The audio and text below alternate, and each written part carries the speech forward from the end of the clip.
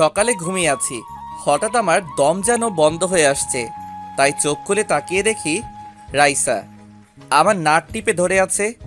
রাইসার হাত সরিয়ে বললাম, আপনি তুমি আমার নাক টিপে ধরলে কেন? রাইসার বয়স মাত্র 5 বছর। তোমাকে সকাল থেকে ডাকছি, তুমি উঠছো না কেন? এত সকাল সকাল কেন ডাকছো? আব্বু তোমাকে ঘুম থেকে উঠিয়ে দিতে বলছে। ঠিক আছে আপনি তুমি বসো, আমি ফ্রেশ হয়ে আসছি। ঠিক আছে। তারপর বিছানা থেকে নেমে ওয়াশরুমে ঢুকে গেলাম। ফ্রেশ হয়ে রাইসাকে নিয়ে নিচে চলে আসলাম। নিচে এসে দেখি নানা নানি আর মামা মামি আমার জন্য নাস্তার টেবিলে বসে আছে। Good morning. Good morning. মামা আমাকে ডাকছো? তুই না দেশে যাবি বলছিস, তোর সব কিছু গুছিয়ে রাখ। আজ রাত 12টায় তোর ফ্লাইট। আব্বু, আমি ভাইয়ের সাথে বাংলাদেশে যাব। মামনি, আমরা সবাই আরো কিছুক্ষণ পরে যাব। না না, আমি ভাইয়ের সাথে যাব। দাদু ভাই, আমরা পরে যাব। রাইসা আপনি ভাইয়া আবার আসবো, তখন তোমাকে নিয়ে যাব আর তোমার সাথে সব সময় মোবাইলে কথা বলবো। তাহলে ঠিক আছে, আমার সাথে কিন্তু সব সময় কথা বলতে হবে। ওকে আপনি। তারপর সবার সাথে নাস্তা করে মার্কেটে চলে গেলাম গাড়ি নিয়ে। বাড়ির সবার জন্য মার্কেট করে নিয়ে আসলাম। নানা নানি মামা মামি রাইসা তাদের জন্য মার্কেট করে নিয়ে আসলাম। তারপর মার্কেট থেকে বেরিয়ে রাইসার জন্য চকলেট আর আইসক্রিম নিয়ে বাসায় চলে আসলাম। বাসায় এসে সবারটা সবাইকে বুঝিয়ে দিলাম। তারা বলেছে আমি তাদের জন্য এগুলো কেন নিয়ে আসলাম। তারপর আমি রুমে এসে দেখি বুড়ি মানে রাইসা বিছানায় শুয়ে মোবাইলে গেমস খেলতে আছে। আমাকে দেখে বিছানায় নেমে দৌড়ে এসে জড়িয়ে ধরলো।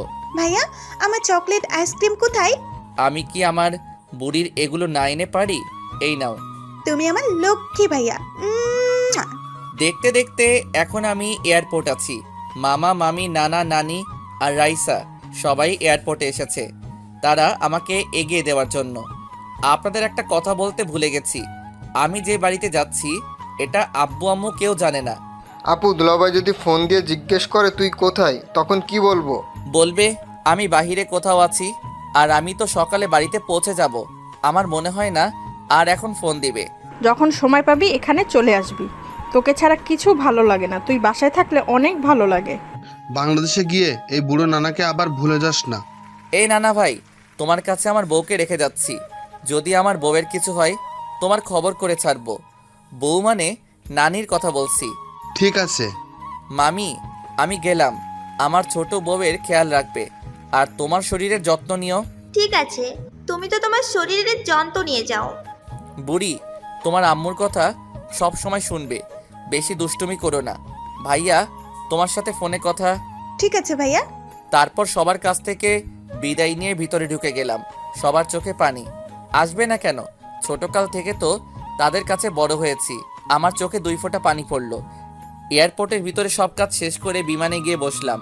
20 মিনিট পর বিমান বাংলাদেশের উদ্দেশ্যে উড়ে গেল। তাহলে এবার চলুন পরিচয়টা দিয়ে দেই। এতক্ষণ তো বক বক করে গেছি, আমাকে সবাই চিনেন। তারপর বলি, আমি রাসেল। লেখাপড়া শেষ করেছি কিছুদিন হয়েছে। আমার পরিবারের জনসংখ্যা 5 জন। আমি, আব্বু আম্মু, ভাইয়া ভাবি। বড় ভাইয়ার বিয়ের সময় ছিলাম না, কারণ ওই সময় আমার গুরুত্বপূর্ণ একটা পরীক্ষা ছিল। ভাবিকে ছবিতে দেখেছি, মাশাআল্লাহ অনেক সুন্দর। আমার সাথে ফোনে কথা হয়। ভাবি একটু মজার লোক। তো যাই হোক, আব্বু আর ভাইয়া নিজেদের ব্যবসা বাণিজ্য সামলায়। বাংলাদেশের কোটিপতিদের মধ্যে আমার বাবা একজন। এবার বাবার বিষয়টা খুলে বলি।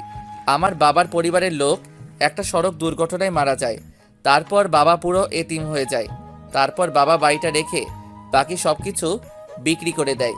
এরপর আব্বু আমেরিকা চলে আসে। আমেরিকা এসে নানার কোম্পানিতে চাকরি দেয়। আস্তে আস্তে নানার কাছে আব্বুকে অনেক ভালো লাগে, কারণ আব্বু নিজের কোম্পানির মতো কাজ করে। এরপর নানা সিদ্ধান্ত নেয় তার বড় মেয়ে মানে আম্মুর সাথে আব্বুর বিয়ে দেয়। এইভাবে দেখতে দেখতে তাদের সংসার ভালো চলতে লাগলো আর নানার কোম্পানি আরও বড় হয়ে গেল। তারপর আব্বু সিদ্ধান্ত নেয় তিনি বাংলাদেশে ব্যবসা করবে। তারপর আমার যখন 10 বছর, তখন আব্বু বড় ভাইয়াকে নিয়ে বাংলাদেশ চলে যায়, আমাকে আমেরিকা রেখে যায়। আমি এখানে থেকে পড়াশোনা করছি। আব্বু আম্মু আর ভাইয়া যাওয়ার 2 বছর পর আমি বাংলাদেশে গেছি। আব্বু আম্মুর সাথে কিছুদিন থেকে চলে আসবো, কিন্তু বাংলাদেশে আমার ভালো লাগে না, তাই 7-8 দিন থেকে আমেরিকা চলে আসি। আপনাদের সাথে কথা বলতে বলতে বাংলাদেশ এয়ারপোর্টে এসে বিমান ল্যান্ড করলো। তারপর বিমান থেকে নেমে ঘড়ির দিকে তাকিয়ে দেখি সকাল 7টা বেজে গেছে।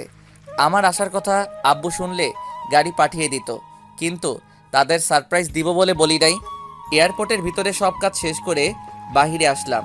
এসে একটা ট্যাক্সি নিয়ে বাসায় যেতে লাগলাম। বাংলাদেশ আগের থেকে অনেক উন্নত হয়ে গেছে। আগে যখন আসছি তখন ভালো লাগে নাই, কিন্তু এখন অনেক ভালো লাগছে। হঠাৎ রাস্তার পাশে তাকিয়ে দেখি একটা মেয়ে গাড়ির সাথে হেলান দিয়ে সিগারেট টানছে। মেয়েটার চেহারা ঠিকভাবে দেখছি না। হঠাৎ একটা ছেলে আসলো বাইক নিয়ে। মেয়েটা বাইকে উঠে ছেলেটার সাথে যেতে লাগলো। তারপর মেয়েটা চারপাশে তাকালো। আমি মেয়েটার চেহারা দেখে একদম মুগ্ধ হয়ে গেলাম। এটা কোনো মেয়ে না, একটা পরী। মেয়েটাকে দেখতে অনেক সুন্দর। বাংলাদেশেও এত সুন্দর মেয়ে আছে আগে তো জানতাম না। কিন্তু মেয়েটার একটা জিনিস ভালো লাগে নাই, সেটা হলো সে ছেলেদের মতো শার্ট প্যান্ট পরে আর সিগারেট টানে।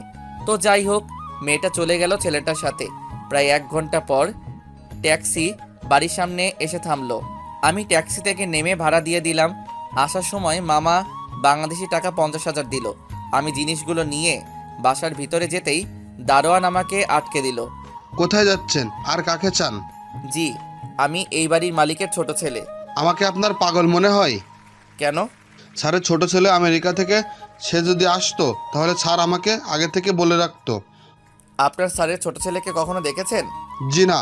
তাহলে আপনি তাকে চিনবেন কেমন করে? ঠিক আছে, আমি প্রমাণ দেখাচ্ছি।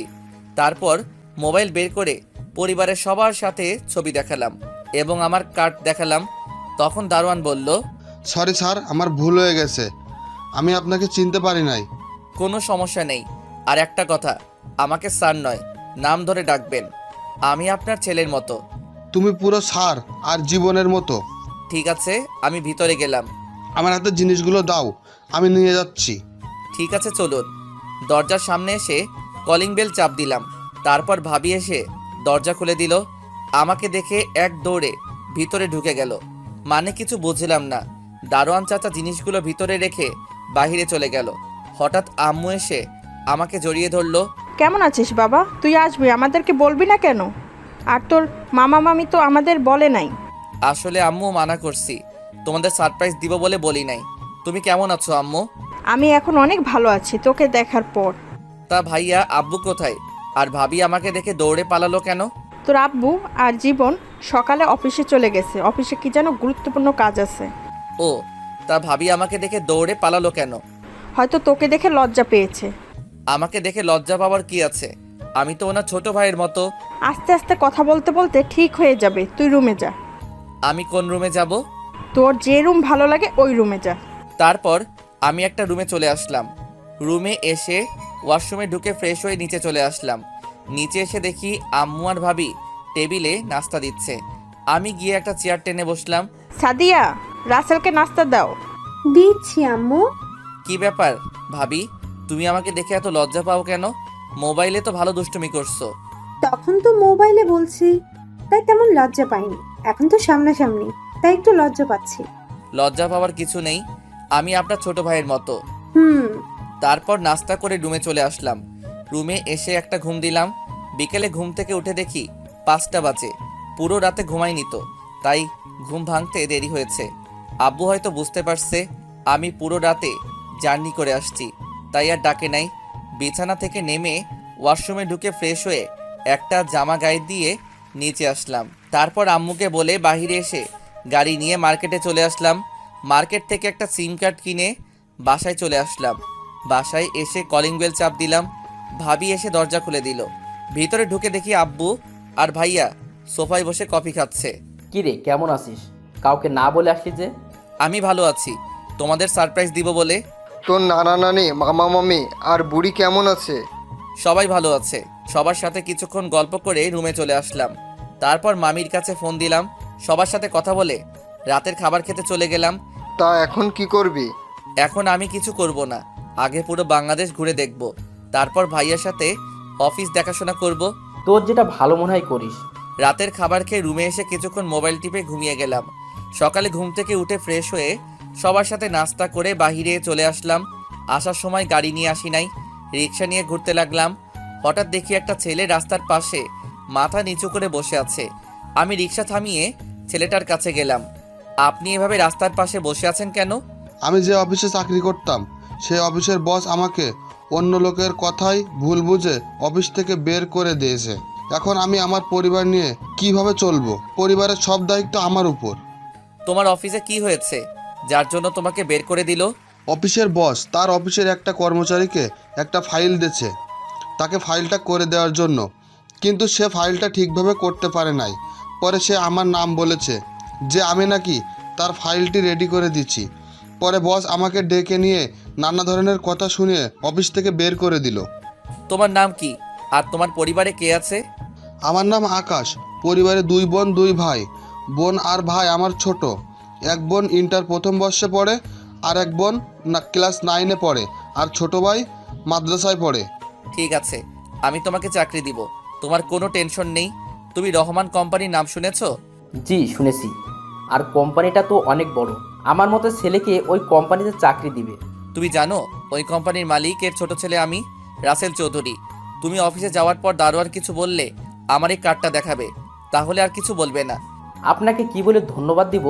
আপনি আমার অনেক বড় উপকার করলেন। আপনি না তুমি, আর অফিসে নিজের মতো কাজ করবে।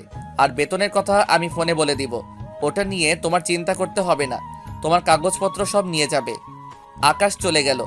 আমি আর দাঁড়িয়ে না থেকে রিক্সা নিয়ে একটা পার্কের সামনে চলে গেলাম, আর রিক্সা চালক চাচাকে 2000 টাকা দিলাম।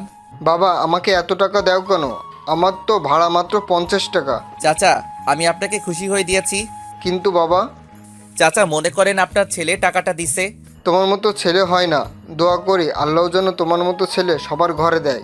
চাচা, আপনার পরিবারে কে কে আছে? আমার পরিবারে আমি, তোমার চাচি আর একটা মেয়ে আছে, সে এবার ক্লাস 10-এ পড়ে। ও, তো চাচা এই কার্ডটা রাখেন। যদি কখনো কোনো সমস্যা হয় এই নাম্বারে একটা ফোন দিবেন, আমি সব সময় আপনার পাশে আছি। ঠিক আছে বাবা।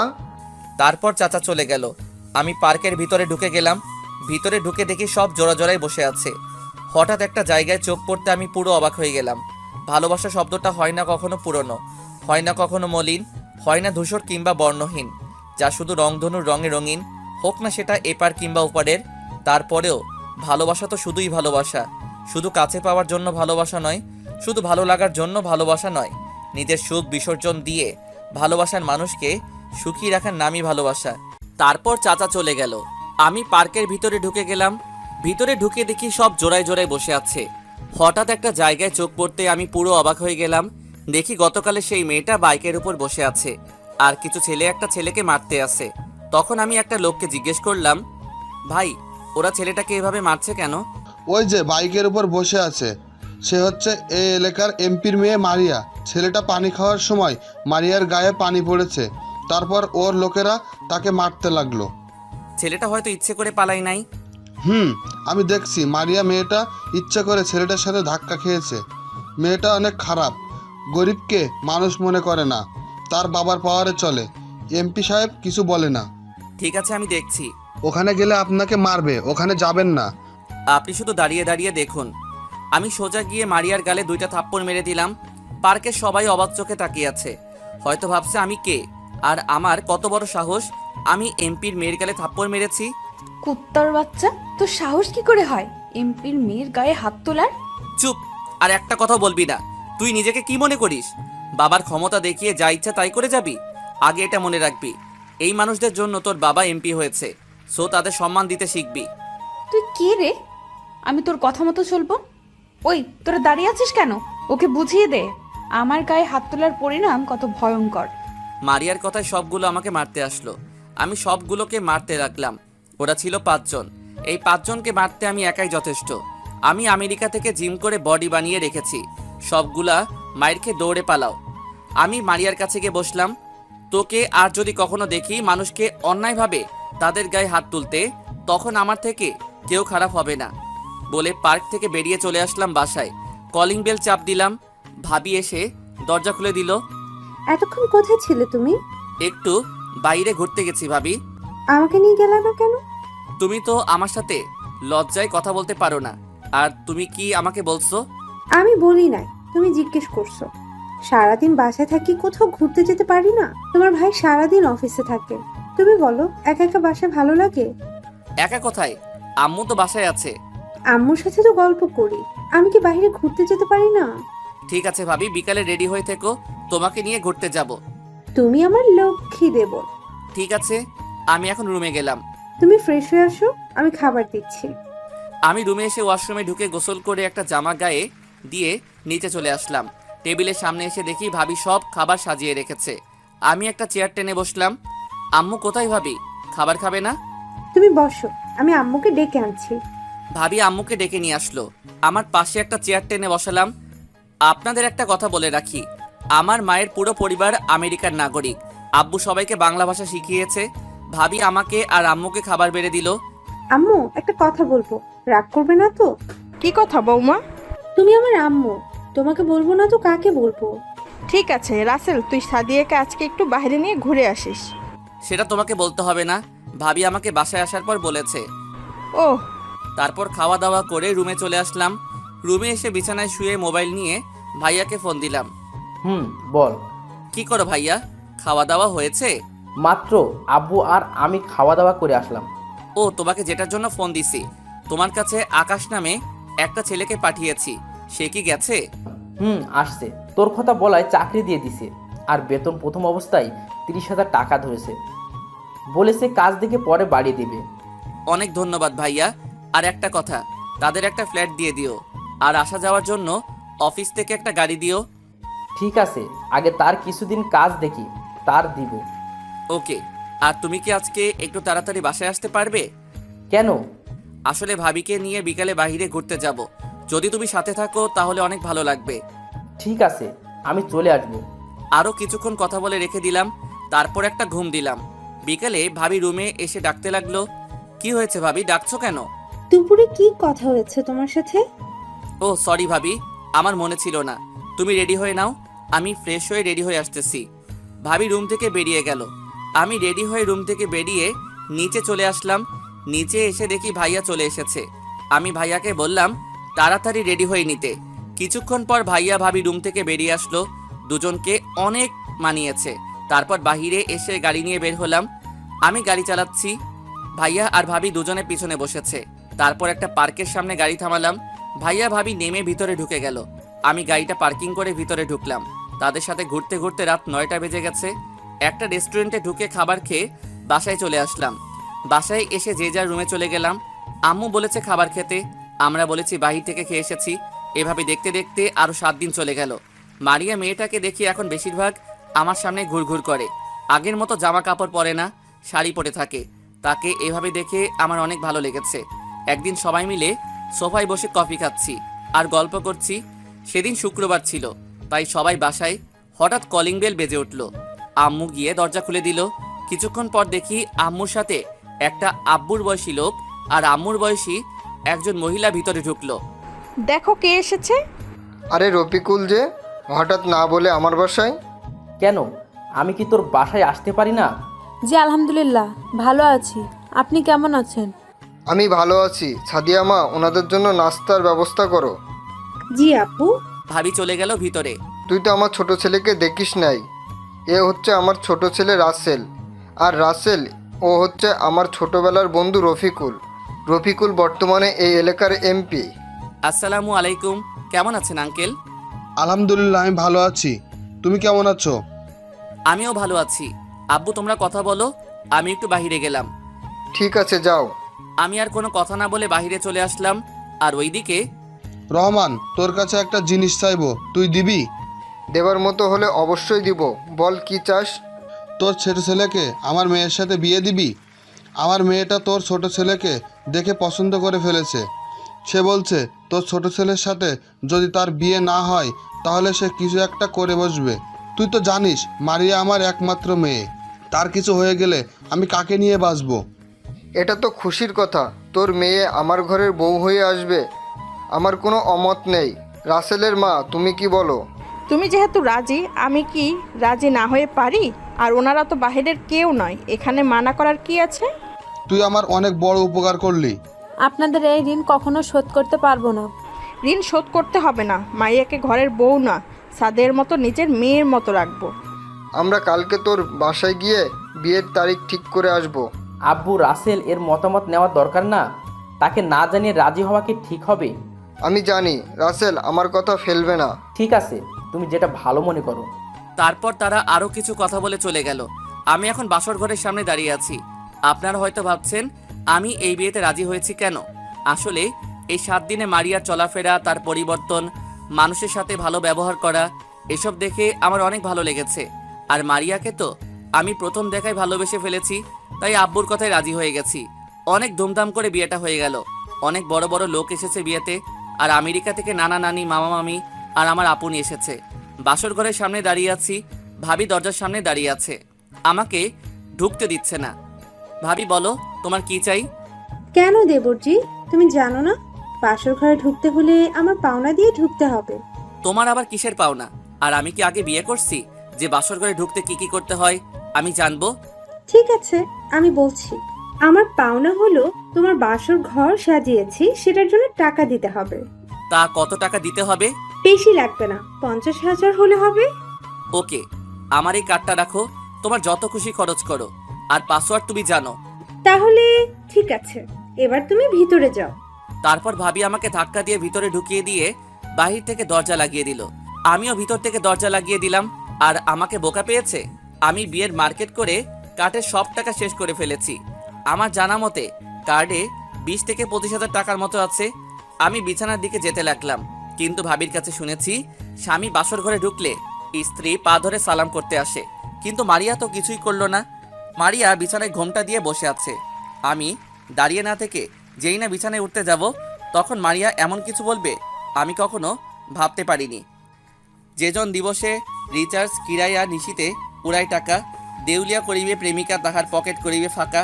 হাই রে দুনিয়া, যে ভালোবাসা বোঝে না তাকে ভালোবাসা শিখাতে যাবেন না, কারণ সে ভালোবাসা শিখবে আপনার কাছে, কিন্তু ভালোবাসবে অন্যজনকে, আর কষ্ট পাবেন আপনি।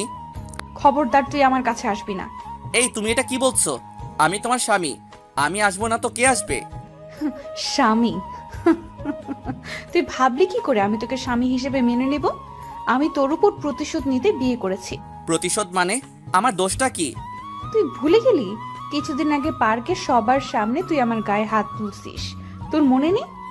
আজ পর্যন্ত আমার বাবা মা আমার গায়ে হাত তুলে নাই। তোমার গায়ে হাত কেন তুলছি সেটা তুমি ভালো করে জানো। তুমি অন্যায়ভাবে একটা ছেলেকে মারছো, তাই বাধ্য হয়ে তোমার গায়ে হাত তুলছি। তুই এটাই তো বড় ভুল করছিস। আমি যা খুশি করব, তুই আমার গায়ে হাত তুলছিস কেন? এখন শুধু দেখবি আমি কি করি। তুই এখনো ওই মারিয়াকে চিনতে পারিসনি। তাহলে আমাকে বিয়ে করলে কেন? আমি তো তোমাকে বিয়ে করতে চাইনি। তুমি নিজেই তো আমাদের বাসায় তোমার বাবা মাকে পাঠিয়েছো। বিয়েটা না করলে তো তোর উপর প্রতিশোধ নিতে পারবো না, তাই তো মা বাবাকে পাঠিয়েছি। তাই বলে তুমি আমার জীবনটা এভাবে নষ্ট করে দিবে? আমি তো মনে করছি তুমি ভালো হয়ে গেছো, আগের মতো কারোর সাথে খারাপ ব্যবহার করো না, তাই বাবার কথায় রাজি হয়ে গেলাম। এটা তো তোকে দেখানোর জন্য করেছি, যাতে তুই আমার উপর দুর্বল হয়ে পড়িস আর বিয়েতে রাজি হয়ে যাস। তাহলে এখন তুমি কি করতে চাও? সেটা সময় হলে দেখতে পাবি। তুমি আমার সাথে যা করার করো, কিন্তু আমার পরিবারের সাথে কিছু করো না। তাহলে আমি তোকে যা বলবো তোকে তাই করতে হবে। বল রাজি কিনা? ঠিক আছে, আমি রাজি। তুমি যা বলবে আমি তাই করব। ঠিক আছে, এখন গিয়ে সোফায় ঘুমিয়ে পড়। আমি কখনো সোফায় ঘুমাইনি, তাহলে এখন ঘুমাবো কি করে? খাটে তো অনেক জায়গা, আমি একপাশে শুয়ে পড়ি। তুই আমাকে বোকা পাইছিস? তোকে আমার সাথে শুতে দিলে আমাকে একা পেয়ে যদি কিছু করে বসিস। আমি তোদের মতো ছেলেদের ভালো করে চিনি। কথা না বাড়িয়ে সোফায় গিয়ে ঘুমা। আমি কোনো কথা না বলে বিছানার দিকে এগিয়ে যেতে লাগলাম। আমাকে এভাবে আসতে দেখে মারিয়া পিছে যেতে লাগলো। আমি বিছানায় থেকে একটা বালিশ আর একটা কম্বল নিয়ে সোফায় শুয়ে পড়লাম। মারিয়া হয়তো ভাবছিল আমি তার সাথে কিছু করব। মারিয়া বিছানায় শুয়ে পড়লো। আমি তার সাথে অনেক কিছু করতে পারতাম, কিন্তু পরিবারের সম্মানের কথা চিন্তা করে কিছু বলি নাই। তা না হলে ওর মতো এমপির মেয়েকে বাসা থেকে বের করে দিতাম। আবার এমপি বাবার ছোটবেলার বন্ধু। সকালে হঠাৎ ঘুমটা ভেঙে গেল, কে যেন ডাকতে আসে। কথা শুনে বুঝতে পারলাম ভাবি ডাকতে আসে। আমি সোফা থেকে উঠে বালিশ আর কম্বল বিছানায় রেখে দিলাম। মারিয়ার দিকে তাকিয়ে দেখি কি সুন্দর করে ঘুমিয়ে আছে, তার মুখের উপর চুল দিয়ে ঢাকা। ইচ্ছে করছে তার মুখের উপর থেকে চুলগুলো সরিয়ে কপালে একটা চুমো দিতাম, কিন্তু মারিয়া আমাকে সে অধিকার দেয় নাই। তাকে আর না ঠেকে আমি গিয়ে দরজা খুলে দিলাম। তখন ভাবি বলল, কি দেবরজি, রাতে কি বিড়ালটা মেরেছেন? বিড়াল পাবো কোথায়? আমি তো রুমে কোনো বিড়াল দেখি নাই, তাহলে মারবো কেমন করে? আমার দেবরটা দেখি কিছুই বোঝে না। আরে বাসর কেমন করলে? অনেক ভালো ভাবি। বাসর না ছাই, পুরো রাত সোফায় শুয়েছিলাম। খাচ্চুন্নি আমাকে সোফায় শোয়ালো। মনে মনে বললাম, তা বাসর রাতে কি করেছো? ভাবি তুমিও না? বাবা, দেবরজি দেখি লজ্জা পাইছে। তা মারিয়া কি ঘুম থেকে উঠেছে? না, এখনো ঘুমিয়ে আছে। ঠিক আছে মারিয়া, তুমি ফ্রেশ হয়ে নিচে আসো, আমি টেবিলে নাস্তা দিচ্ছি। ভাবি আর কোনো কথা না বলে চলে গেল। আমি বিছানার সামনে এসে দাঁড়িয়ে মারিয়াকে ডাকতে লাগলাম, কিন্তু ওর ওঠার কোনো খবর নেই। তাই বাধ্য হয়ে তার শরীরে টাচ করলাম। হঠাৎ মারিয়া চোখ খুলে দেখে আমি তার হাতের উপর হাত দিয়ে রেখেছি। তোর সাহস কি করে হয় আমার শরীরে টাচ করার? তোর মতলব তো ভালো না।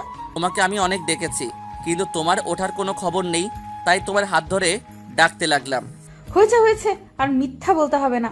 কেন ডেকেছিস সেটা বল। ভাবি ঠেকে গেছে দুজনকে ফ্রেশ হয়ে নিচে যেতে, নাস্তা খাওয়ার জন্য। ঠিক আছে, তুই বস, আমি ফ্রেশ হয়ে আসছি। এই বলে মারিয়া ওয়াশরুমে ঢুকে গেল। 30 মিনিট পর বেরিয়ে আসলো। আমি মারিয়াকে দেখে এক ধ্যানে তাকিয়ে আছি। ভেজা চুলে মারিয়াকে অনেক সুন্দর লাগছে। ইচ্ছে করছে তাকে জড়িয়ে ধরি, তার চুলে নাক ডুবিয়ে দেই, কিন্তু সেই অধিকার মারিয়া আমাকে দেয় নাই। হঠাৎ মারিয়া বলল, কোথায় হারিয়ে গেলি? তোকে এতক্ষণ ডাকছি, তুই শুনোস না? কেন ডেকেছো? তুই ফ্রেশ হবি না? তুমি বসো, আমি 2 মিনিটের মধ্যে ফ্রেশ হয়ে আসছি। বলে আমি ওয়াশরুমে ঢুকে ফ্রেশ হয়ে বাহিরে আসার পর মারিয়ার দিকে তাকিয়ে দেখি চোখ মুখ লাল করে আছে। যেভাবে তাকিয়ে আছে মনে হয় আমাকে গিলে খাবে। তুমি আমার দিকে এভাবে তাকিয়ে আছো কেন? তুই গোসল করিসনি কেন? আমি তো সকালে গোসল করি না। করিস না, কিন্তু এখন তোকে করতে হবে। কেন? আমাদের মধ্যে তো কিছুই হয়নি, তাহলে আমি গোসল করব কেন? তোকে বলছি না গোসল করতে? আর গতকাল রাতের কথা ভুলে গেছিস? আর আমাদের মধ্যে কিছু হয়নি, এটা শুধু আমি আর তুই জানি, কিন্তু বাসায় কেউ জানে না। তাই বলছি, কথা না বাড়িয়ে গোসল করে আয়। মারিয়া তো ঠিক কথাই বলেছে। আমি দাঁড়িয়ে না থেকে জামা কাপড় নিয়ে ওয়াশরুমে ঢুকে গোসল করে বাইরে চলে আসলাম। ওয়াশরুম থেকে বেরিয়ে এসে দেখি মারিয়া কোনো রকম শরীরে শাড়ি পেঁচিয়ে দাঁড়িয়ে আছে। তুমি এভাবে দাঁড়িয়ে আছো কেন? শাড়ি পরো। আমি তো শাড়ি পরতে পারি না, তাই এভাবে দাঁড়িয়ে আছি। তুই একটু ভাবিকে আমার রুমে পাঠিয়ে দে। ঠিক আছে বলে আমি নিচে চলে আসলাম।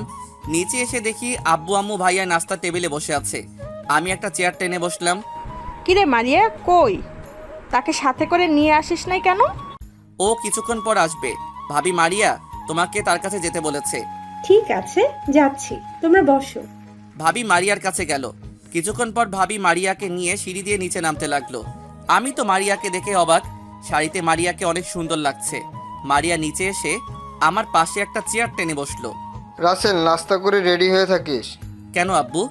মারিয়ার আব্বু আম্মু আসবে, তারা তোদের নিয়ে যাবে, এটা বিয়ের নিয়ম। ঠিক আছে আব্বু। আমি নাস্তা করে রুমে চলে আসলাম। রুমে এসে বিছানায় শুয়ে মোবাইল টিপতে লাগলাম। কিছুক্ষণ পর দেখি মারিয়া রুমে আসলো। তখন আমি বিছানা থেকে নেমে সোফায় গিয়ে বসলাম। মারিয়া কিছু না বলে তার মোবাইল নিয়ে বারান্দায় চলে গেল। বারান্দায় গিয়ে কার সাথে যেন হেসে হেসে কথা বলছে, মনে হয় বান্ধবীর সাথে কথা বলছে।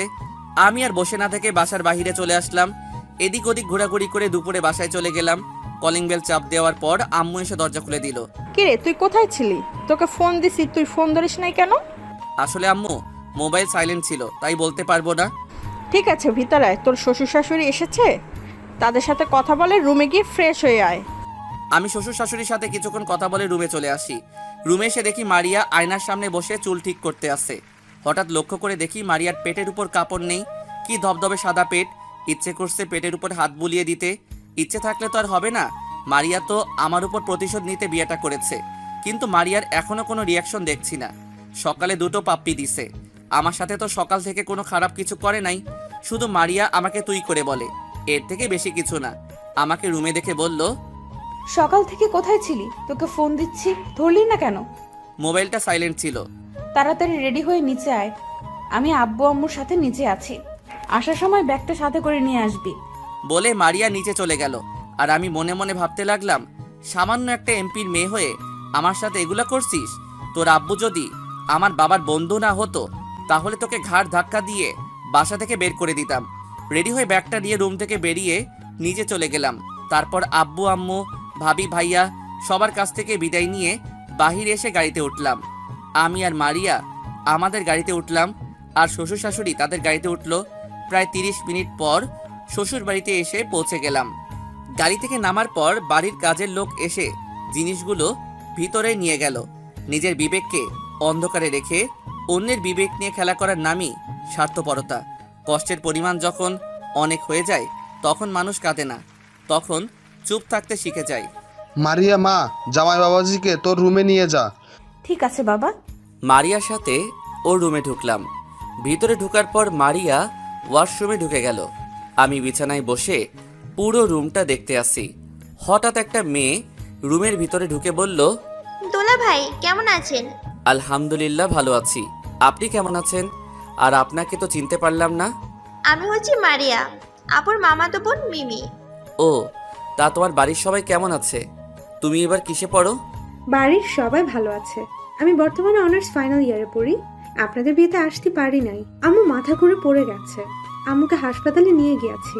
সকালে হাসপাতাল থেকে আম্মুকে বাসায় রেখে তারপর আসছি। তা তোমার আম্মু এখন কেমন আছে? আম্মু এখন অনেকটা সুস্থ আছে।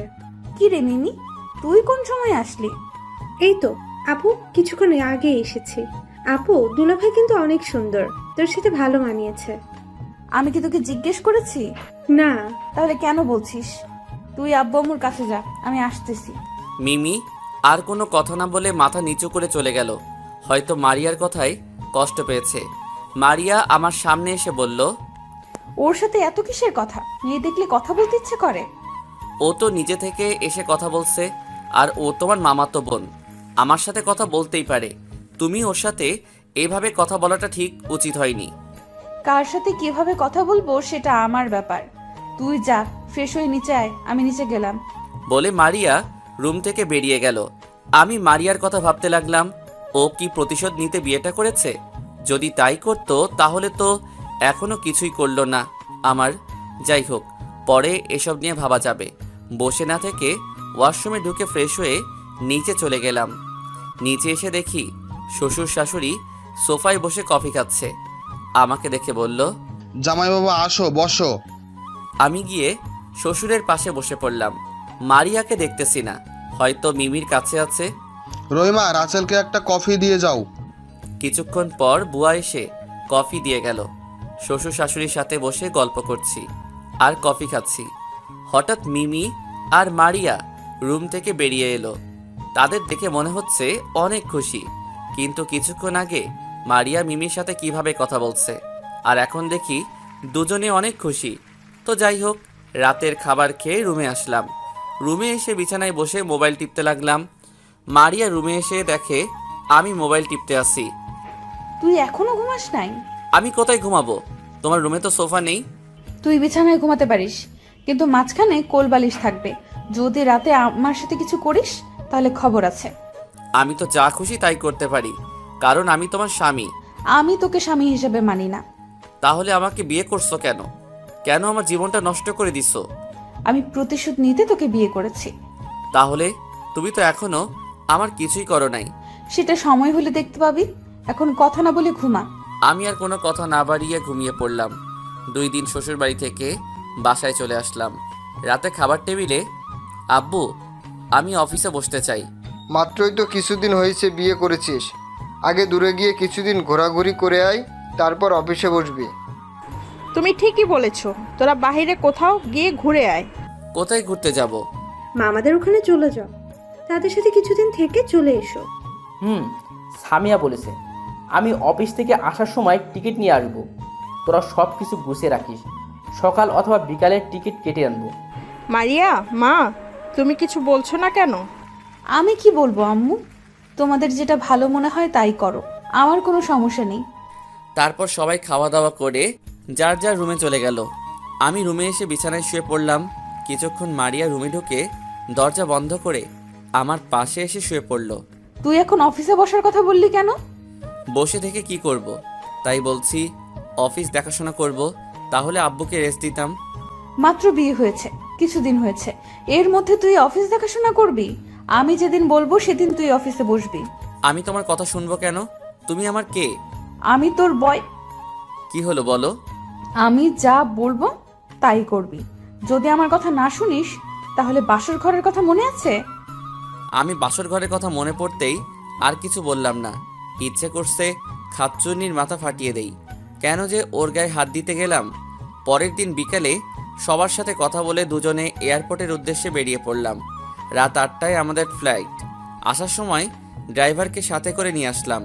সব কিছু শেষ করে দুজনে গিয়ে বিমানে বসলাম। দুজনের সিট একসাথে পড়ছে। পরের দিন সকাল 7টায় বাসায় পৌঁছে গেলাম। বিমানে তেমন কোনো কথা হয়নি। মামা আমাদের জন্য এয়ারপোর্টে গাড়ি পাঠিয়ে দিছে। বাসায় এসে কলিং বেল চাপ দিলাম। মামি এসে দরজা খুলে দিল। কি রে, কেমন আছিস? আসার সময় কোনো সমস্যা হয়নি তো? আলহামদুলিল্লাহ ভালো আছি। তুমি কেমন আছো? আর আসার সময় কোনো সমস্যা হয়নি? মারিয়া, তুমি কেমন আছো? জি মামি, ভালো আছি। তুমি কেমন আছো? আমিও ভালো আছি। বাহিরে দাঁড় করিয়ে রাখবে নাকি ভিতরে ঢুকতে দিবে? ওহ সরি, আয় ভিতরে আয়। দুজনে ভিতরে গেলাম। ভিতরে ঢুকে দেখি নানা, নানি, মামা আর আপুটা নাস্তার টেবিলে বসে আছে। মারিয়া নানা নানিকে সালাম করলো। থাক মা, বেঁচে থাকো। যাও রুমে গিয়ে ফ্রেশ হয়ে আসো, সবাই একসাথে নাস্তা করব। দুজনে রুমে চলে আসলাম। আমি আগে যে রুমে থাকতাম সেই রুমে আসলাম।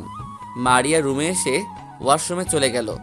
মারিয়া বের হয়ে আসার পর আমি গেলাম। তারপর দুজনে একসাথে নিচে গেলাম। তা কয়দিনের জন্য আসা হলো নানু ভাই? দেখি কয়দিন থাকা যায়। বাংলাদেশে গিয়ে অফিসে বসতে হবে। আব্বুকে রেস্ট দিব। ঠিকই বলছি, দুলাভাইয়ের বয়স হয়েছে, তার এখন রেস্ট নেওয়ার দরকার।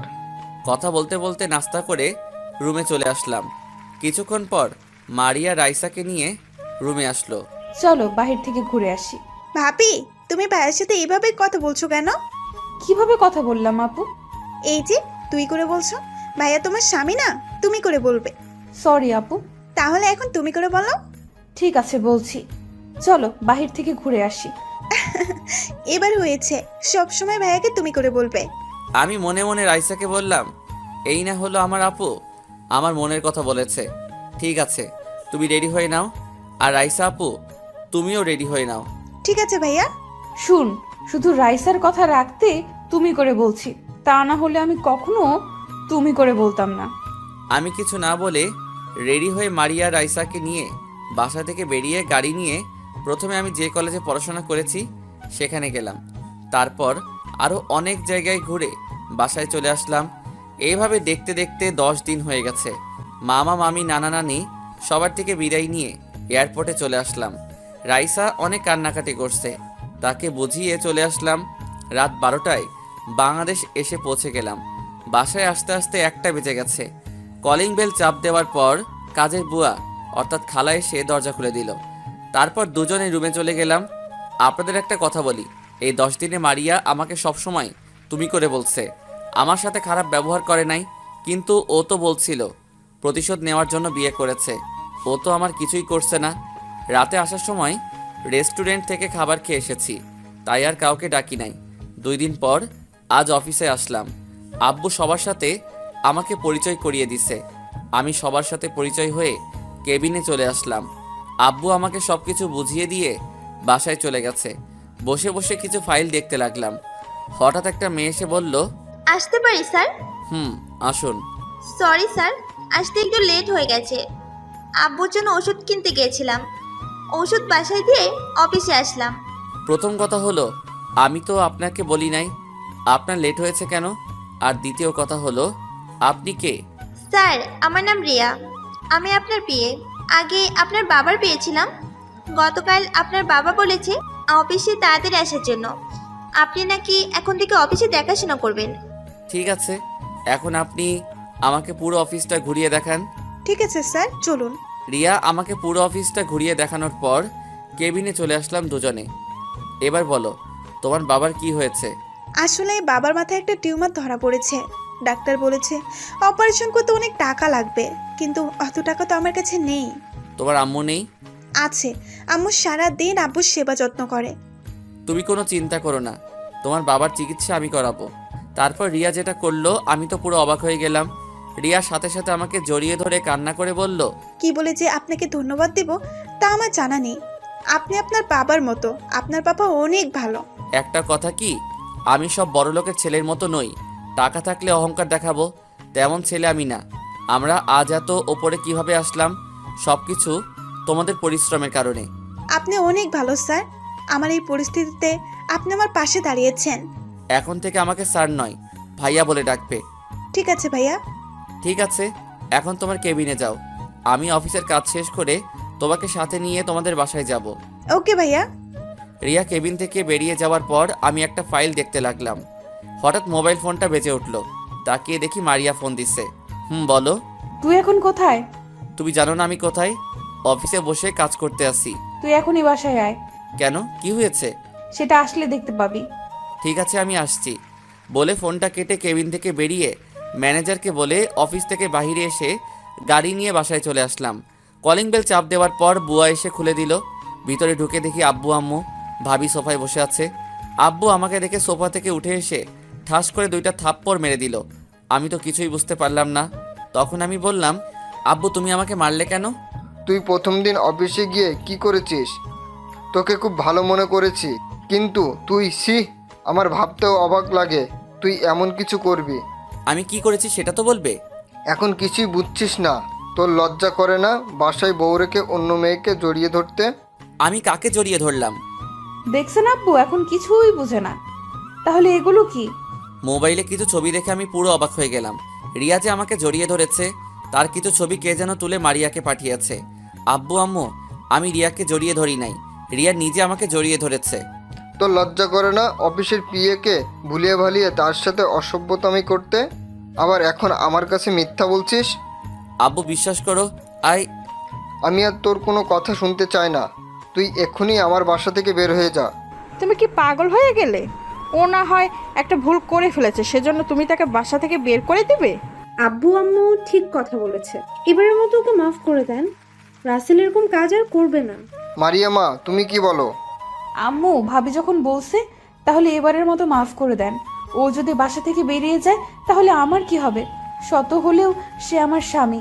কিছু শিখো, এমন মেয়ে পাওয়া ভাগ্যের ব্যাপার। আজকে ওর জন্য মাফ করে দিলাম, পরের বার যদি কিছু শুনি তাহলে তোর জন্য এ বাড়ির দরজা বন্ধ হয়ে যাবে। ঠিক আছে রাসেল, তুমি রুমে যাও। আর বলতে না দিয়ে আমি কোনো কথা না বলে রুমে চলে আসলাম। আমার পিছনে পিছনে মারিয়া আসলো। রুমে এসে মুচকি হেসে বলল, কেমন দিলাম মিস্টার রাসেল? তার মানে এসব তুমি করেছো? তোদের অফিসে আমার এক ফ্রেন্ড চাকরি করে, তাকে বলছি তুই অফিসে কি করস সব খবর আমাকে দেওয়ার জন্য। তুই সকালে ওই মেয়েকে জড়িয়ে ধরছিস, সেটা আমার বন্ধু ছবি তুলেছে। কে তোমার বন্ধু? আমাকে কি বোকা মনে করছিস? তার নাম বলে দিলে তুই তাকে অফিস থেকে বের করে দিবি। তাহলে তুই অফিসে কি করিস আমাকে এসবের খবর কে দিবে? আমি যা খুশি করি, তোমার সমস্যা কোথায়? তুমি তো আমাকে স্বামী হিসেবে মানো না। আমি যতদিন না তোকে ছেড়ে যাচ্ছি ততদিন তুই আমার কথা মতো চলবি, আর না হলে আমি কি করতে পারি সেটা তুই ভালো করেই জানিস। আমি আর কোনো কথা না বলে ওয়াশরুমে চলে গেলাম। ফ্রেশ হয়ে বেরিয়ে এসে দেখি মারিয়া রুমে নেই। দুপুরে খাবার খাওয়ার সময় আব্বু বলল, তুই কাল থেকে জীবনে যে অফিস দেখাশুনো করে সেটা তুই দেখাশুনো করবি, আর জীবন আমারটা দেখাশুনো করবে। আমি ঠিক আছি বলে খাবার খেতে রুমে চলে আসলাম। মনে মনে খুশি হলাম। মারিয়ার চেহারায় কেমন চিন্তার ভাঁজ পড়ে গেল। আমি একটা ঘুম দিলাম। ঘুম থেকে বিকালে উঠে বাহিরে চলে গেলাম। বাহিরে এসে অফিসের ম্যানেজারের কাছে ফোন দিয়ে রিয়ার নাম্বার নিলাম। তারপর রিয়াকে ফোন দিলাম। আসসালামু আলাইকুম, কে বলছেন? ওয়ালাইকুম আসসালাম, আমি রাসেল, তোমার অফিসের বস। ও ভাইয়া তুমি? এখন বলো তোমার বাসা কোথায়? আমি আসতেছি। আমার বাসা এইখানে। ঠিক আছে, আমি আসছি বলে ফোনটা কেটে মার্কেট থেকে কিছু ফল আরও কিছু জিনিস কেনাকাটা করে রিয়াদের বাসায় চলে গেলাম। কলিং বেল চাপ দেওয়ার পর রিয়া দরজা খুলল। ভাইয়া কেমন আছো? আর এগুলো আনার কি দরকার ছিল? আমি ভালো আছি, আর এই প্রথম তোমাদের বাসায় আসলাম। খালি হাতে আসে কি করে? চলো ভিতরে চলো। তারপর ভিতরে ঢোকার পর রিয়া আমাকে তার আব্বু আম্মুর রুমে নিয়ে গেল। আমি রিয়ার আব্বু আম্মুকে সালাম দিলাম। ওয়ালাইকুম আসসালাম। তোমাকে তো চিনতে পারলাম না বাবা। আব্বু আম্মু ভাইয়া হলো আমার অফিসের বসের ছোট ছেলে, নাম রাসেল চৌধুরী। কেমন আছেন আপনারা সবাই? আছি মোটামুটি ভালো, তুমি কেমন আছো? আলহামদুলিল্লাহ, আমিও ভালো। আন্টি কেমন আছেন? আলহামদুলিল্লাহ ভালো আছি বাবা। তোমার বাড়ির সবাই কেমন আছে? সবাই ভালো আছে। তো আঙ্কেল, ডাক্তার কি বলেছে?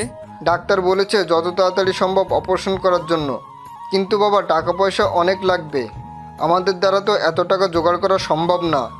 আমি রিয়ার সাথে কথা বলেছি, আমি আপনার চিকিৎসা করাবো, যত টাকা লাগে আমি দিব। আগামীকাল আপনাকে হাসপাতালে ভর্তি করিয়ে দিব। তুমি আমার জন্য এত কিছু করবে? আপনি রিয়ার বাবা না হলেও করতাম। আমি আপনার ছেলের মতো, তাই ছেলেই বাবারা অপারেশন করতে পারবে না? কিন্তু বাবা, অপারেশন করতে তো অনেক টাকা লাগবে। টাকা নিয়ে তোমাদের চিন্তা করতে হবে না, আমি সব ব্যবস্থা করছি। রিয়া, তোর ভাইয়াকে নাস্তা দে। আমি এখন কিছু খাবো না, পরে একসময় খাবো। তা বললে তো হবে না ভাইয়া, তুমি এই প্রথম আমাদের বাসায় এসেছো, খালি মুখে তোমাকে যেতে দিতে পারি না। তুমি বসো, আমি নাস্তা নিয়ে আসছি। মানা করার পরও শুনলো না। তারপর হালকা নাস্তা করে তাদের থেকে বিদায় নিয়ে বাসায় চলে আসলাম। এবার আপনাদেরকে বলি, আমাকে আব্বু এত কথা বলার পরও কেন আমি বাসা থেকে বেরিয়ে যাইনি, তার কারণ হলো আমি রিয়াকে কথা দিয়েছি তার বাবার অপারেশন করাবো, তাই বাসা থেকে বেরিয়ে যাইনি। রিয়ার বাবার অপারেশন শেষ হলে আমি আর এখানে থাকবো না। আপনারা হয়তো জানেন না, আমি বাবার কথা অনেক কষ্ট পেয়েছি। যে বাবা আমার কোনো কথা না শুনে এতগুলো কথা বলল, সে বাসায় আমি থাকতে চাই না। তো যাই হোক, বাসায় এসে কলিং বেল চাপ দেওয়ার পর বুয়া এসে দরজা খুলে দিল। ভিতরে ঢুকে দেখি সবাই সোফায় বসে গল্প করছে। আমি তাদের সাথে কোনো কথা না বলে রুমে চলে আসলাম। তারা হয়তো বুঝতে পারছে কেন কথা বলি নাই। কিছুক্ষণ পর মারিয়া রুমে আসলো। এতক্ষণ কোথায় ছিলি? আর কারোর সাথে কথা না বলে রুমে চলে আসলি কেন? সেটা আমার ব্যাপার, আপনার কোনো সমস্যা আছে? তুই আমার সাথে এভাবে কথা বলছিস কেন? আপনার সাথে কিভাবে কথা বলবো? আমি তো আপনার প্রশ্নের উত্তর দিচ্ছি। তুই হয়তো আগের কথা ভুলে গেছস। কিছু ভুলি নাই, আপনার যা খুশি করার করেন। বলে ওয়াশরুমে ঢুকে গেলাম। ফ্রেশ হয়ে নিচে এসে সবার সাথে খাবার খেতে বসলাম। আব্বু, তোমার সাথে কিছু কথা আছে। বলো, কি কথা? আমি 10-15 দিন অফিসে যাব না, আমার কিছু কাজ আছে, সেগুলো শেষ করে তারপরে অফিসে যাব। কি কাজ? সেটা সময় হলে জানতে পারবে, এখন আমি বলতে পারবো না। ঠিক আছে। আমি মারিয়ার দিকে তাকিয়ে দেখি কি যেন চিন্তা করছে, হয়তো ভাবছে কি কাজ করব আমি। আমি খাবার খেয়ে রুমে চলে আসলাম। পিছনে গিয়ে দেখি ভাবি রুমে আসলো। ভাবি, তুমি হঠাৎ আমার রুমে? কেন আসতে পারে না বুঝি? আমি তা বলি নাই। আচ্ছা, এসব বাদ দাও, আগে বলো তুমি কি কাজ করবে? ভাবি, সেটা আমি এখন বলবো না, সময় হলে সব দেখবে। আমি জানি তুমি সবার উপরে রাগ করে আছো, আমি জানি তুমি এমন কাজ করবে না। আমাকে একটু বলবে অফিসে কি ঘটেছে? তাহলে শুনো। তারপর ভাবিকে সব খুলে বললাম। এখানে তো তোমার কোনো দোষ নেই, রিয়া তো তোমায় জড়িয়ে ধরেছে, কিন্তু বাবার এই ধরনের কথা বলা ঠিক হয়নি। এখানে তো বোন তার ভাইকে জড়িয়ে ধরছে।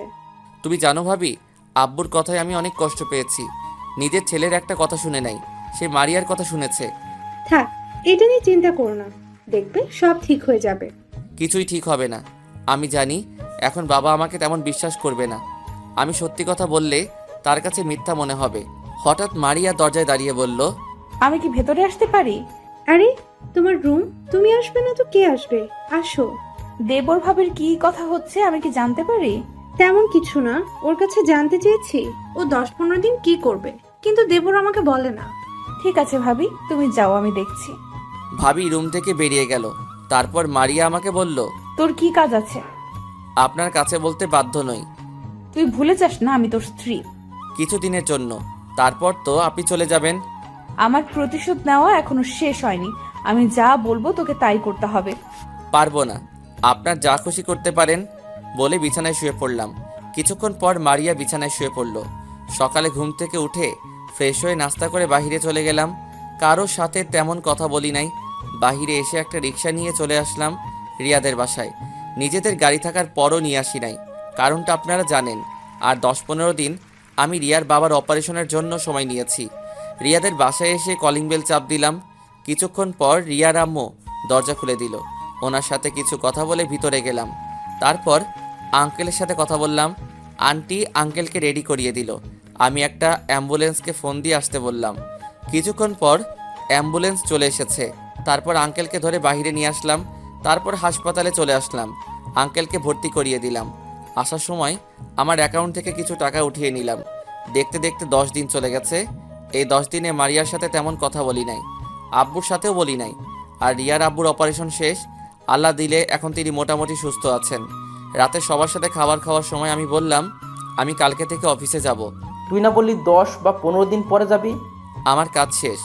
রাসেল, তুই খাবার খাওয়া শেষ করে আমার রুমে একটু আসিস তো। আমি খাবার খেয়ে আব্বুর রুমে চলে গেলাম। বলো, কি জন্য ডেকেছো? রিয়ার আব্বু এখন কেমন আছে? তুমি জানলে কেমন করে? তুই কি মনে করছিস আমি তোর সব খেয়াল রাখি? তুই বাসা থেকে কোথায় যাস, কি করিস? এখন মোটামুটি ভালো আছে, ডাক্তার বলেছে আরও কিছুদিন পর বাসায় নিয়ে যেতে পারবে। তুই আমার উপর রেগে আছিস তাই না? হঠাৎ এ কথা বললে কেন? আমি জানি মারিয়া তোকে ফাঁসানোর জন্য আমার কাছে বলেছে। আর আমি একদিন তোর রুমের পাশ দিয়ে যাওয়ার সময় মারিয়ার কিছু কথা শুনি। তখন আমি বুঝতে পারলাম মারিয়া তোকে স্বামী হিসেবে মেনে নেয়নি। তো আমাকে একটু বলবি তোদের মাঝে কি হয়েছে? তাহলে শোনো। তারপর সব খুলে বললাম। শুধু তোমাদের সম্মানের কথা চিন্তা করে কিছু বলতে পারি নাই, আর তোমাদের বন্ধুত্ব নষ্ট হয়ে যাবে। তুই তো ভুল কিছু করিসনি, তার অন্যায়ের প্রতিবাদ করেছিস, তাই বলে মারিয়া তোর সাথে এরকম করবে? তুই বাবা আমাকে মাফ করে দিস। ওই সময় না বুঝে তোর গায়ে হাত তুলেছি। আরে কি করছো আব্বু? তুমি আমার কাছে মাপ চেতে হবে না। তোমার উপর অভিমান ছিল, তুমি আমার একটা কথাও শুনো নাই। তুমি আমাকে কখনো খারাপ কাজ করতে দেখেছো? এখন আর তোমার উপর অভিমান নেই। ঠিক আছে, এখন তুই কি করতে চাস? আমি এখন অফিস দেখাশোনা করব, আর 3 মাস পরে মারিয়াকে ডিভোর্স দিয়ে দিব। হঠাৎ এরকম সিদ্ধান্ত নেওয়া ঠিক হবে না। আগে কিছুদিন দেখ, তারপর না হয় ভেবেচিন্তে সিদ্ধান্ত নিস। ঠিক আছে, আমি এখন রুমে যাচ্ছি বলে রুমে চলে আসলাম। এখন কিছুটা ভালো লাগছে, বাবা তার ভুল বুঝতে পেরেছে। রুমে এসে দেখি মারিয়া কার সাথে যেন মোবাইলে হেসে হেসে কথা বলছে। মনে হয় বয়ফ্রেন্ডের সাথে কথা বলছে। বললে বলুক, তাতে আমার কি। আমি কোনো কথা না বলে বিছানায় গিয়ে শুয়ে পড়লাম। মারিয়া কথা শেষ করে আমার পাশে শুয়ে পড়ল। দেখতে দেখতে আরও 2টা মাস চলে গেছে। প্রথম কয়েকদিন মারিয়া আমার সাথে খারাপ ব্যবহার করছে, কিন্তু এখন তেমন খারাপ ব্যবহার করে না। আমি তার সাথে বেশি কথা বলি না। রাতে খাবার খেয়ে এসে বিছানায় শুয়ে মোবাইল টিপতে আসি। কিছুক্ষণ পর মারিয়া রুমে আসলো, দরজা বন্ধ করে আমার পাশে এসে শুয়ে পড়ল। রাসেল, আমাকে ক্ষমা করে দেওয়া যায় না? আমি জানি তোমার সাথে আমি অনেক খারাপ ব্যবহার করেছি। আমাকে তুমি মাফ করে দাও। আমি আর কখনো তোমার সাথে খারাপ ব্যবহার করব না। হঠাৎ আপনার এত পরিবর্তন কেন? নাকি অন্য কিছু প্ল্যান করছেন? আমি কোনো প্ল্যান করি নাই, আমি তোমাকে ভালোবাসি। তোমার সাথে থাকতে থাকতে কখন তোমাকে ভালোবেসে ফেলছি। প্লিজ তুমি আমাকে মাফ করে দাও। আপনার আর কোনো কথা থাকলে বলতে পারেন। আমি এখন ঘুমাবো, সকালে অফিসে যেতে হবে। মারিয়া হয়তো আমার এরকম কথা আশা করে নাই। বালিশে মাথা দিয়ে কান্না করছে। করুক, আমার কি। তাকে কিছুদিন কষ্ট পেতে হবে, তারপর তাকে মেনে নিব। সকালে ঘুম থেকে উঠে দেখি মারিয়া আমাকে জড়িয়ে ধরে শুয়ে আছে। দেখতে একদম মায়াবী লাগছে। হঠাৎ মারিয়ার পেটের উপর চোখ গেল। দেখি তার পেটের উপর কাপড় নেই। ইচ্ছে করছে তার পেটে একটা কিস করি। পরে আবার চিন্তা করলাম, না, এখন তাকে কিছু করব না। ওয়াশরুমে ঢুকে ফ্রেশ হয়ে বেরিয়ে এসে দেখি মারিয়া বিছানায় বসে আছে। আমি তার সাথে কোনো কথা না বলে রেডি হয়ে নিচে চলে আসলাম। নিচে এসে দেখি সবাই টেবিলে বসে আছে। আমি গিয়ে একটা চেয়ার টেনে বসলাম। কিরে মারিয়া কোথায়? রুমে আছে। ওকে সাথে করে নিয়ে আসলি না কেন? গতকাল রাতে না খেয়ে ও ঘুমিয়ে গেছে। কি বলছো তুমি? আমি গতকাল ওকে টেবিলে খাবার খেতে দেখলাম। তুই রুমে চলে যাওয়ার পর মারিয়া তোর পিছনে চলে গেছে খাবারে পানি ঢেলে। আমার দেরি হয়ে যাচ্ছে, আমাকে নাস্তা দাও। মারিয়া আসুক, সবাই একসাথে খাবো। তাহলে তোমরা খাও, আমি অফিসে যাচ্ছি বলে চেয়ার থেকে উঠে বাইরে চলে আসলাম। আব্বু আম্মু সবাই অনেক ডেকেছে, কিন্তু আমি শুনে বাইরে এসে গাড়ি নিয়ে সোজা অফিসে চলে গেলাম। আমার গাড়ি দেখে মনে হয় দারোয়ান চিনতে পেরেছে, তাই আমাকে সালাম দিল। কারণ আব্বু গতকাল রাতে ম্যানেজারকে ফোন দিয়ে বলে দিছে। আমি অফিসের ভিতর যাওয়ার সময় হঠাৎ কারোর সাথে ধাক্কা খেলাম। আমি পড়ি নাই, কিন্তু আমার সাথে যে ধাক্কা খেয়েছে সেই নিচে পড়ে গেছে। আমি তাকে হাত বাড়িয়ে ওঠাতে গেলে মেয়েটা আমার হাত না ধরে উঠে ঠাস করে একটা থাপ্পড় মেরে দিল। কুত্তার বাচ্চা, দেখে চলতে পারিস না? সরি, আমি আপনাকে দেখতে পাইনি। দেখতে পাস নাই নাকি ইচ্ছে করে ধাক্কা দিয়ে ফেলে দিলি? তোদের মতো ছেলেদের আমার ভালো করে জানা আছে। সব ছেলের মতো আমি না। আর আমার বাসায় বউ থাকতে আপনার সাথে ধাক্কা খেতে যাব কেন? আর একটা কথাও বলবি না। তুই জানিস আজকে আমার অফিসে নতুন বস আসবে। তোর জন্য আজকে আমার লেট হয়ে গেছে। যদি বস আমাকে কিছু বলে তাহলে তোর খবর আছে। বলে মেয়েটা ভিতরে চলে গেল। আমি দাঁড়িয়ে না থেকে অফিসের ভিতরে গেলাম। গালটা অনেক ব্যথা করছে, হাতে শক্তি আছে বলতে হবে মেয়েটার। কেউ দাঁড়িয়ে আমাকে সালাম দেয়নি, হয়তো আমাকে চিনতে পারে নাই। আমি ভিতরে ঢুকে পিয়নকে বললাম, বসের কেবিন কোনটা? তখন পিয়ন আমাকে কেবিনটা দেখিয়ে দিল। আমি আগে অফিসে আসছি ঠিকই, কিন্তু ভিতরে আসা হয়নি, তাই কেবিনটা চিনতে পারি নাই। আমি কেবিনে ঢুকে চেয়ারে বসে ম্যানেজার আঙ্কেলকে ফোন দিয়ে আসতে বললাম। কিছুক্ষণ পর ম্যানেজার আসলো। আমি ওনাকে আমাদের বাসায় দেখেছি, তাই চিনতে কষ্ট হয়নি। রাসেল, তুমি কখন এসেছো? কিছুক্ষণ আগে আসলাম। আপনি কেমন আছেন আঙ্কেল? আমি অনেক ভালো আছি, তুমি কেমন আছো? আলহামদুলিল্লাহ, আমিও ভালো। আঙ্কেল, সবাইকে মিটিং রুমে আসতে বলো। আমি সবার সাথে পরিচয় হব এবং কিছু কথা বলবো। ঠিক আছে রাসেল, আমি সব ব্যবস্থা করতেছি। ম্যানেজার চলে গেল। কিছুক্ষণ পর পিয়ন এসে আমাকে মিটিং রুমে যেতে বলল। আমি পিয়নের সাথে মিটিং রুমে চলে গেলাম। আমাকে দেখে হয়তো সবাই অবাক হচ্ছে। আমাকে দেখে তারা সাথে সাথে দাঁড়িয়ে গেল। সবাই একসাথে বলল, সরি স্যার। হঠাৎ সবাই সরি বলছো কেন? আসলে স্যার, আপনাকে আমরা চিনতে পারি নাই, কখনো আপনাকে দেখি নাই। আপনি অফিসে আসার পর আমরা কেউ আপনাকে স্বাগতম জানাই নাই। ওটা সমস্যা নেই, তোমরা আমাকে চিনতে পারো নাই। আচ্ছা, যে কারণে আপনাদের সবাইকে এক করলাম। আমি অফিসে আজকে নতুন, তেমন বুঝি না। তোমরা আমাকে কাজে সাহায্য করবে, আর তোমরা নিজের অফিস মনে করে কাজ করবে। সবার সাথে আরও কিছুক্ষণ কথা বলে যেই না রুম থেকে বেরিয়ে আসবো, হঠাৎ একটা জায়গায় চোখ পড়তেই দেখি তখনকার মেয়েটা বারবার মাথা লুকিয়ে নিচ্ছে। এই, তুমি এরকম লুকালুকি করছো কেন? আর তুমি আমার কেবিনে আসো বলে আমি নিজের কেবিনে চলে আসলাম। কেবিনে এসে একটা ফাইল দেখতে লাগলাম। কিছুক্ষণ পর মেয়েটা বলল, আসতে পারি স্যার? আসুন। মেয়েটা কেবিনে ঢুকে এমন করবে আমি তো ভাবতে পারি নাই। আরে ভাই, খারাপ কিছু না। মেয়েটা কেবিনে ঢুকে আমার সামনে এসে পা জড়িয়ে ধরে কান্না করে দিল। এই মেয়ে, তুমি আমার পা ধরছো কেন? আবার কান্না করছো কেন? স্যার, আজকে আমার অফিসে প্রথম দিন, তাই তাড়াহুড়ো করে অফিসে ঢুকতেই আপনার সাথে ধাক্কা খাই, তাই মেজাজটা গরম হয়ে গেছে। আমি আপনাকে চিনতে পারি নাই স্যার, আমার ভুল হয়ে গেছে। আপনি আমাকে যত খুশি মারেন, তারপরও আমার চাকরি থেকে বের করে দিবেন না। চাকরি থেকে বের করে দিলে পরিবার নিয়ে রাস্তায় নামতে হবে। আগে আমার পা ছাড়ো, তারপর গিয়ে চেয়ারে বসো। না স্যার, আগে বলেন আমাকে মাফ করে দিয়েছেন, আমাকে চাকরির থেকে বের করে দিবেন না। ঠিক আছে, আমি তোমাকে মাফ করে দিছি। এখন পা ছেড়ে চেয়ারে বসো। মেয়েটা পা ছেড়ে দিয়ে চেয়ারে গিয়ে বসলো। প্রথমে একটু রাগ ছিল ওর প্রতি, কিন্তু তার পরিবারের কথা শুনে সব রাগ উধাও হয়ে গেল। তোমার নাম কি? তোমার পরিবারে কে কে আছে? স্যার, আমার নাম তিথি। পরিবারে আমরা 2 বোন, আর আব্বু আম্মু আছে। ছোট বোন এবারে ক্লাস 7-এ পড়ে। আব্বুর বয়স হয়েছে, তাই কিচ্ছু করতে পারে না। আগে কয়েকটা টিউশনি করেছে। গতকাল আপনার অফিসে ইন্টারভিউ দেওয়াই টিকে যাই।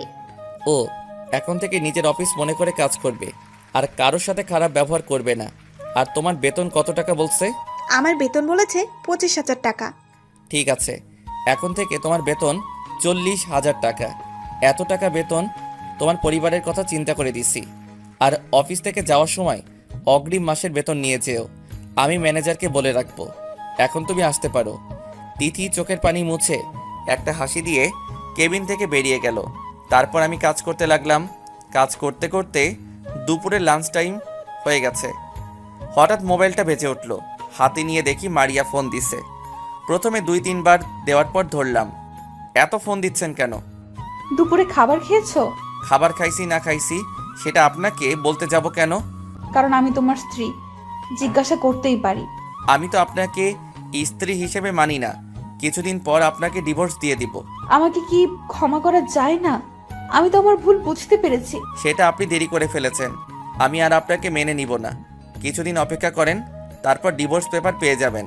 প্লিজ তুমি এমনটা করো না, আমি তোমাকে ছাড়া থাকতে পারবো না। আমি তোমাকে অনেক ভালোবাসি। আপনি মরেন না বাঁচেন সেটা আমার দেখার বিষয় নয়। ফোন রাখেন, আমার হাতে কাজ আছে। মারিয়াকে আর কিছু বলতে না দিয়ে ফোন কেটে দিলাম। হাতে অল্প একটু কাজ আছে, সেগুলো করতে লাগলাম। কাজ শেষ করে কেবিন থেকে বেরিয়ে ম্যানেজারকে বলে অফিস থেকে বেরিয়ে এসে গাড়ি নিয়ে একটা রেস্টুরেন্টে চলে গেলাম। তারপর খাবার খেয়ে আবার গাড়ি নিয়ে অফিসে চলে আসলাম। বিকেলে অফিস শেষ করে বাইরে এসে গাড়ি নিয়ে রিয়ার বাসায় চলে গেলাম, কারণ রিয়া ফোন দিয়ে বলেছে তাদের বাসায় যাওয়ার জন্য। তার আব্বু নাকি আমাকে ডেকেছে। বাসার ভিতরে ঢুকে কলিং বেল চাপ দিলাম। কিছুক্ষণ পর আন্টি এসে দরজা খুলে দিল। আসসালামু আলাইকুম আন্টি, কেমন আছেন? আলহামদুলিল্লাহ ভালো আছি বাবা, তুমি কেমন আছো? তোমার বাড়ির সবাই কেমন আছে? আমিও ভালো আছি। বাড়ির সবাই ভালো আছে? ঠিক আছে, ভিতরে আসো, তোমার আঙ্কেল রুমে আছে। আমি ভিতরে ঢুকে আঙ্কেলের রুমে চলে গেলাম। ভিতরে ঢুকে দেখি আঙ্কেল বিছানায় শুয়ে আছে। আমাকে দেখে উঠে বসলো। আসসালামু আলাইকুম, কেমন আছেন আঙ্কেল? আমি ভালো আছি, তুমি কেমন আছো? আমিও ভালো আছি। তা কি জন্য আসতে বললেন? আসলে গতকাল রিয়াকে দেখতে এসেছে। ছেলেটা নাকি রিয়াকে একদিন রাস্তায় দেখে পছন্দ করে ফেলেছে। এখন আমরা যদি রাজি থাকি তাহলে তারা বিয়ের তারিখ ঠিক করবে। ছেলেদের নিজের কোম্পানি আছে, সেটা দেখাশুনো করে। ছেলেটা কেমন, তার খোঁজ খবর নিয়েছেন? সেজন্য তো তোমাকে আসতে বললাম। তুমি একটু খোঁজ খবর নিয়ে দেখো, যদি ছেলে ভালো হয় তাহলে সামনের দিকে আগাবো। ঠিক আছে আঙ্কেল, আপনি ছেলের ঠিকানা আমাকে দেন। তুমি রিয়ার থেকে নিও, ওর কাছে আছে। আরে ভাইয়া, তুমি কখন এসেছো? এই তো অল্প কিছুক্ষণ হবে। তা তোর আজকে আসতে এত দেরি কেন? একটা বান্ধবীর সাথে মার্কেটে গিয়েছিলাম, তাই আসতে লেট হয়ে গেছে। ও আচ্ছা, আগে বল, যেই ছেলে তোকে দেখতে এসেছে তাকে কি তোর পছন্দ হয়েছে? রিয়া লজ্জায় মাথা নিচু করে ফেললো। তার মানে রিয়ার ছেলেটাকে পছন্দ হয়েছে। থাক, আর লজ্জা পেতে হবে না। আমি আগে ছেলেটার খোঁজ খবর নিয়ে দেখি, তারপর বিয়ের দিন তারিখ ঠিক মনে করব। তুই ছেলেটার ঠিকানা আমাকে দে। রিয়া আমাকে ঠিকানা দিচ্ছে। আরও কিছুক্ষণ কথা বলে রিয়াদের বাসা থেকে বেরিয়ে গাড়ি নিয়ে বাসায় চলে আসলাম। কলিং বেল চাপ দেওয়ার পর মারিয়া এসে খুলে দিল। মনে হয় আমার জন্য অপেক্ষা করে আছে। আজকে আসতে দেরি হলো যে? সেটা আপনাকে বলতে হবে? তুমি আমার সাথে এমনভাবে কথা বলছো কেন? কেন বলছি সেটা আপনি ভালো জানেন। আমাকে কি একটা সুযোগ দেওয়া যায় না? আমি কথা দিচ্ছি আর কখনো তোমার সাথে খারাপ ব্যবহার করব না। তুমি যেভাবে বলবে আমি সেভাবে চলবো। আমি রুমে গেলাম, আপনার সাথে কথা বলতে বিরক্ত লাগছে বলে নিজের রুমে চলে আসলাম। রুমে এসে ফ্রেশ হয়ে রাতের খাবার খেয়ে রুমে এসে ঘুমিয়ে গেলাম। এভাবে দেখতে দেখতে আরও 1 মাস চলে গেছে। মারিয়া আমার কাছে অনেকবার ক্ষমা চাইছে, আমি তাকে ক্ষমা করি নাই। কিন্তু ও তো জানে না আমি ওকেও অনেক আগেই ক্ষমা করে দিছি। শুধু তাকে একটু কষ্ট দেওয়ার জন্য এরকম করছি। আরও কিছুদিন পর মারিয়ার জন্মদিন। ভাবছি সেই দিন তাকে আপন করে নিব। মারিয়া সবসময় মনমরা হয়ে থাকে, তার চেহারা দেখে বোঝা যায়। কান্নাও করে। জন্মদিনে আপন করে নিয়ে ভালোবাসা দিয়ে সব কষ্ট দূর করে দিব। ও আপনাদের তো বলা হয়নি, এর ফাঁকে রিয়ার বিয়ে হয়ে গেছে। আমরা সবাই গেছি রিয়ার বিয়েতে, শুধু মারিয়া ছাড়া। ওর নাকি ভালো লাগে না। আমি তো জানি কেন ভালো লাগে না। রিয়ার যে ছেলেকে বিয়ে করেছে ছেলেটা অনেক ভালো। আমি অনেকভাবে খোঁজ খবর নিছি, আর রিয়ার বিয়ের সব খরচ আমি চালিয়েছি। আর রিয়াদের পরিবারের দায়িত্ব সব কিছু রিয়ার জামাই নিছে। তো যাই হোক, দেখতে দেখতে সেই দিনটা চলে এসেছে। বাসার সবাইকে বলছি, কেউ যেন রিয়াকে না বলে আজকে যে তার জন্মদিন। ভাবিকে বলছি রিয়াকে নিয়ে বাইরে কোথাও নিয়ে যেতে। ভাবি তাই করেছে। এদিকে আমি মারিয়ার আব্বু আম্মুকে আসতে বললাম, তারাও চলে এসেছে। আমি আর ভাইয়া ছাদে সব কিছু সাজিয়ে রেখেছি, আর লাইট সবগুলো অফ করে রেখেছি। রাত 10টায় ভাবি মারিয়াকে নিয়ে বাসায় চলে এসেছে। মারিয়ার আব্বু আম্মু তারা আব্বু আম্মুর রুমে আছে। মারিয়া খাবার না খেয়ে রুমে চলে এসেছে। রুমে এসে দেখে আমি মোবাইল টিপতে আসি। আপনার সাথে আমার কিছু কথা আছে। কি কথা বলো? এই নিন, এই কাগজে সই করে দিন। আমি এটা কিসের কাগজ আর কিসের সই করব? এটা ডিভোর্স পেপার। আমি আর আপনার সাথে থাকতে পারছি না। আমি আপনার কাছ থেকে মুক্তি চাই। দয়া করে সইটা করে দিন। রাসেল, আমি কি এতটাই খারাপ? আমাকে ক্ষমা করে দেওয়া যায় না? আমি না হয় তোমার সাথে খারাপ ব্যবহার করেছি, তার জন্য তোমার কাছে মাফ চেয়েছি। আর তুমিও তো আমাকে কম কষ্ট দাও নাই। যদি আমি সইটা করে দিই তাহলে তুমি খুশি হবে? আমি অনেক খুশি হব। ঠিক আছে, তাহলে আমি সই করে দিচ্ছি। তুমি সুখে থেকো। পারলে আমাকে মাফ করে দিও। আর কখনো মনে হয় আমার চেহারা দেখবে না। আচ্ছা, চলে যখন যাবে আমার একটা আবদার রাখবে? প্লিজ না করো না। কি আবদার? তুমি আমার সাথে একটু ছাদে যাবে, তবে তোমার চোখ বন্ধ রেখে নিয়ে যাব। আবার ভয় পেও না, তোমাকে ছাদ থেকে ফেলে দিব না। তুমি যদি আমাকে মেরে ফেলো তারপরও আমার কষ্ট হবে না, কারণ তোমার হাতে মরতে পারলে জীবনটা ধন্য মনে করব। চলো। আমি একটা কাপড় দিয়ে মারিয়ার চোখ বেঁধে দিলাম। তারপর মারিয়ার হাত ধরে নিয়ে যেতে লাগলাম ছাদে। মারিয়া অনেক কান্নাকাটি করছে। ছাদে আসার পর মারিয়ার চোখ খুলে দিলাম। ছাদ তো অন্ধকার, এখানে কেন নিয়ে আসলে? তারপর হঠাৎ সব লাইট জ্বলে উঠল, আর সবাই একসাথে বলতে লাগলো, happy birthday to you, many many happy returns of the day. Maria সবাইকে দেখে অবাক হয়ে গেল। তার চেয়ে বেশি অবাক হলো তার আব্বু আম্মুকে দেখে। আব্বু আম্মু তোমরা এখানে কখন এসেছো তোমরা? আমরা রাতে এসেছি, রাসেল বাবা যে আমাদের সাথে সব খুলে বলেছে তোর সাথে রাসেলের মধ্যে কি হয়েছে। তোর এমন কাজ করা উচিত হয়নি। রাসেল পারতো তোকে অনেক আগে বাসা থেকে বের করে দিতে, কিন্তু তোর আব্বুর বন্ধুত্ব নষ্ট হয়ে যাবে দেখে কিছু বলে নাই। ওদের মতো ঘরের বউ হয়ে আসতে ভাগ্য লাগে, কিন্তু তোর কাজটা করা ঠিক হয়নি। আব্বু আম্মু, আমি বুঝতে পারি নাই, আমার ভুল হয়ে গেছে, আমাকে তোমরা ক্ষমা করে দাও। আমাদের কাছে ক্ষমা না চেয়ে শ্বশুর শাশুড়ির এবং রাসেলের কাছে চা। তারা যদি তোকে ক্ষমা করে তাহলে আমরাও তোকে ক্ষমা করে দিব। মারিয়া আব্বু আম্মুর কাছে গিয়ে ক্ষমা চাইলো। তারা মারিয়াকে ক্ষমা করে দিছে। আমার কাছে আসতে চাইলে আমি বলি আগে কেকটা কাটার জন্য। তারপর মারিয়া কেক কাটলো, একজন একজন করে সবাইকে খাইয়ে দিল। তারা সবাই কিছুক্ষণ থেকে নিচে চলে গেল। অনেক ধন্যবাদ আপনাকে আমার শেষ আবদার রাখার জন্য। এখন আপনি আসতে পারেন। আমার কথা শুনে মারিয়া মুখটা মলিন হয়ে গেছে, চোখ দিয়ে পানি পড়ে গেল। যেই না মারিয়া চলে যাওয়ার জন্য পা বাড়ায়, তখনই আমি মারিয়াকে পিছন থেকে জড়িয়ে ধরলাম। এই পাগলি, আমাকে ছেড়ে কোথায় যাও? তুমি জানো না এই রাসেল তোমাকে ছাড়া অসহায়? তুমি ভাবলে কি করে আমি তোমাকে যেতে দিব? তুমি জানো তোমাকে আমি বিয়ের আগে একদিন রাস্তার পাশে দাঁড়িয়ে থাকতে দেখে ভালোবেসে ফেলেছি। তাহলে আমাকে ডিভোর্স দিলে কেন? এখন তো তোমার কোনো অধিকার নেই আমাকে জড়িয়ে ধরার। কে বলেছে অধিকার নেই? অধিকার আগেও ছিল, এখনো আছে। তুমি তো আমাকে ডিভোর্স দিছো, তাহলে অধিকার থাকবে কি করে? আরে পাগলি, তুমি তো কাগজটা পড়েই দেখো নাই, ওখানে কি লেখা ছিল।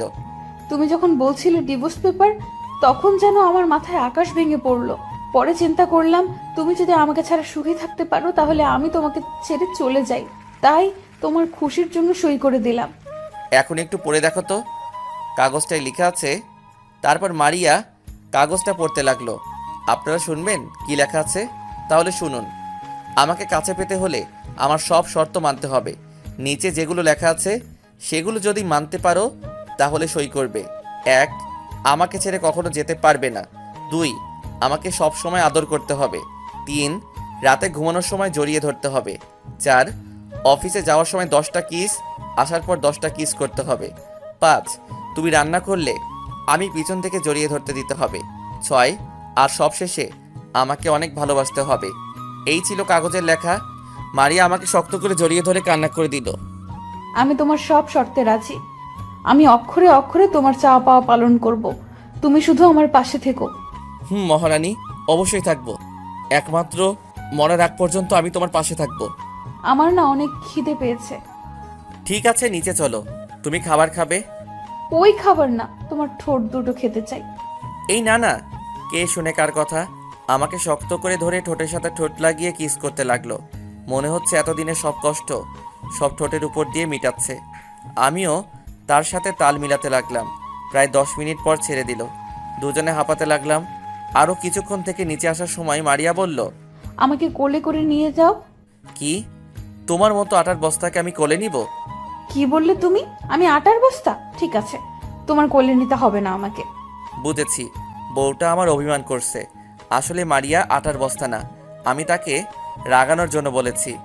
আমি আর কোনো কথা না বলে মারিয়াকে কোলে তুলে নিলাম। মারিয়া আমার বুকে মাথা লুকিয়ে ফেলল। মারিয়াকে নিয়ে রুমে ঢুকলাম। মারিয়া আমার কোল থেকে নেমে ওয়াশরুমে ঢুকে গেল। আমি দরজা বন্ধ করে বিছানায় গিয়ে শুয়ে পড়লাম। কিছুক্ষণ পর মারিয়া ওয়াশরুম থেকে বেরিয়ে এসে আমাকে জড়িয়ে ধরল। ওই, আমার না একটা ছেলে লাগবে। ঠিক আছে, কালকে হাসপাতাল থেকে এনে দিব। ওই, আমি কি তোমাকে হাসপাতাল থেকে এনে দিতে বলছি বাচ্চা? তাহলে কোথায় থেকে এনে দিব? যা, আমার লজ্জা করছে। ওমা তাই? স্বামীর সাথে বলতে কিসের লজ্জা? তোমার কাছে বলতে লজ্জা পাচ্ছি না। তোমার পাঠক পাঠিকারা সব দেখতে আছে এবং সব শুনতে আছে। তারা শুনলে সমস্যা কোথায়? তাদের জানতে হবে না? কি বলেন পাঠক পাঠিকা ভাই ও বোনেরা? তুমি জানো তোমার জন্য ছেলে আনতে আমার অনেক পরিশ্রম করতে হবে। করতে হলে করবে, তারপরও আমার একটা ছেলে চাই তোমার মতো। ঠিক আছে, চলো তাহলে মিশন শুরু করে দেই। ওই মিয়ারা, এখনো তাকিয়ে আছেন কেন? আমাদের কি শান্তি মতো মিশন শুরু করতে দিবেন না? বুঝেছি, লাইট বন্ধ না করলে আপনারা তাকিয়ে থাকবেন। আমি বিছানা থেকে নেমে লাইটটা অফ করে দিয়ে এসে মারিয়াকে জড়িয়ে ধরে ঠোঁটে কিস করতে লাগলাম। তারপর আস্তে আস্তে চলে গেলাম ছেলে আনার মিশনে। আর দেখতে হবে না, অনেক কিছু দেখে ফেলছেন। আপনাদের লজ্জা শরম কিছুই নেই। দেখতে দেখতে কিছুদিন চলে গেল। এর মাঝে তিথির বিয়ে হয়ে গেল। তার বিয়ের খরচও আমি চালিয়েছি। এর মাঝে নানা নানি মামা মামি আর রাইসা তারা এসে কিছুদিন থেকে আবার চলে গেছে আমেরিকা। আর আমি এখন অফিস দেখাশোনা করি। আব্বু আম্মু ভাবি মারিয়া তারা বাসায় থাকে। ভাইয়া অন্য অফিস দেখাশোনা করে আর বাকি কোম্পানি ম্যানেজার দেখাশোনা করে। মারিয়া আমার সব শর্ত পূরণ করে। তো সবাই আমাদের জন্য দোয়া করবেন। ধন্যবাদ সবাইকে। ক্ষুধার্ত পেট, খালি পকেটে আর মিথ্যা ভালোবাসা জীবনে অনেক কিছু শিখিয়ে যায়। কাউকে মন থেকে ভালোবেসে দেখুন, তাকে ছেড়ে থাকাটা মৃত্যুর সমান মনে হবে।